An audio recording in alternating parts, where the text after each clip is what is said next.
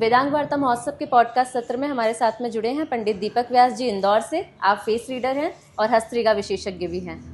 दीपक जी, बहुत ही स्वागत है आपका।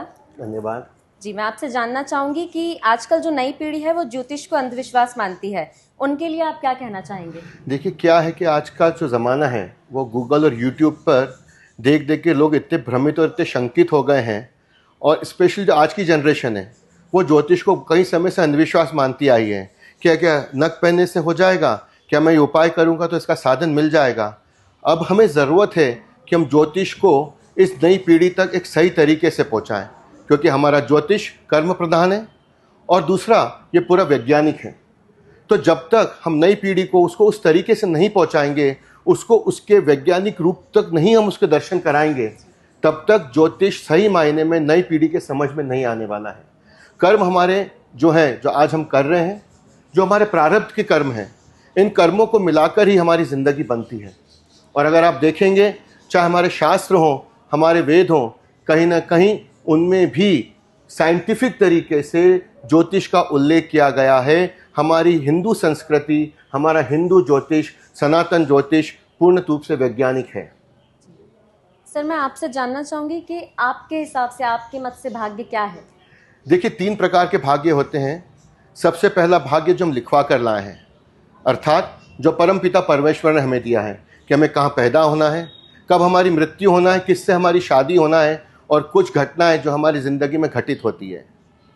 वो भाग्य जो हम बदल तो नहीं सकते, लेकिन उसको सुधार जरूर सकते हैं ज्योतिष के माध्यम से।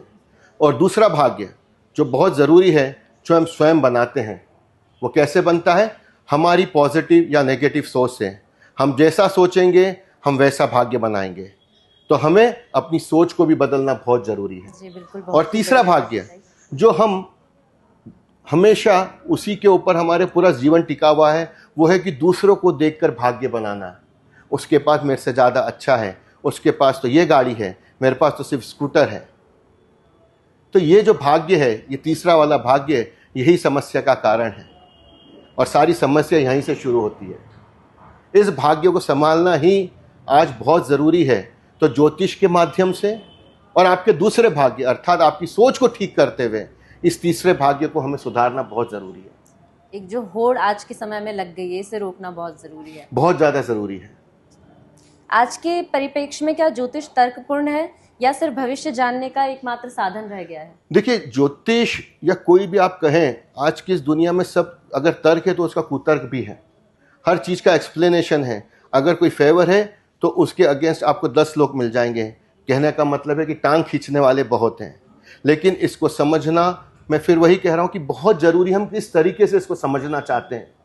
हमें जन जन तक पहुँचना होगा। हमें हर मानस के ये बताना होगा कि हमारा सनातन ज्योतिष सिर्फ ज्योतिष नहीं, सिर्फ भविष्य नहीं, अपितु गणित, विज्ञान और ये ग्रहों की गणनाओं का पूरा लेखा जोखा है।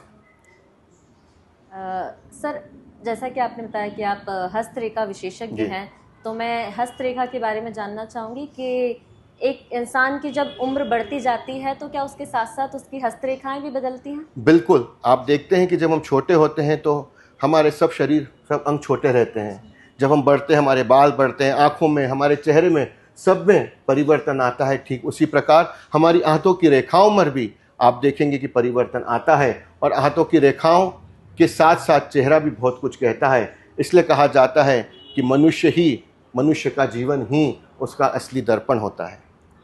तो इसी के साथ में इंसान का भविष्य भी बदलता है। जैसे रेखाएं बदली हैं तो क्या उसका भविष्य पर भी इसका प्रभाव पड़ता है? बिल्कुल बदलता है, क्योंकि ये रेखाएं, जैसे मैंने कहा कि रेखाएं सब कुछ कह देती हैं। तो आपका भविष्य, आपका भूत और आपका वर्तमान आपके हाथ में ही है। सर, कर्मों से भी हम क्या हमारी रेखाओं को बदल सकते हैं? यदि हमारे कर्म अच्छे होंगे तो रेखाओं को हम बदल सकते हैं? देखिए, मैंने जैसा कहा कि कर्म प्रधान ही है। कोई पत्थर पहन लेने से या भगवान पूजने से चीज़ें नहीं होती। कर्म तो आपको करना पड़ेगा। एक छोटा सा उदाहरण देता हूँ। अगर मैं आपको कहता हूँ कि आप ये मोती पहनेंगे तो आपका काम हो जाएगा, अगर मोती पहनने से होता तो हम सब मोती पहन के उस काम को कर लेते हैं। कहने का तात्पर्य यह है कि हमें कर्म तो करना पड़ेगा। आप एक कदम उठाएं, परमात्मा आपका दूसरा कदम अपने आप बढ़ा देगा। आप एक कदम उठाएं, ये पत्थर, ये पूजाएं ये उपाय अपने आप आपको रास्ता दिखाएंगे। तो कहने का मतलब ये है कि पहले कर्म कीजिए, ज्योतिष आपके साथ अपने आप चल पड़ेगा। बहुत ही बढ़िया जानकारी आपने दी सर। हमारे साथ जुड़ने के लिए बहुत धन्यवाद।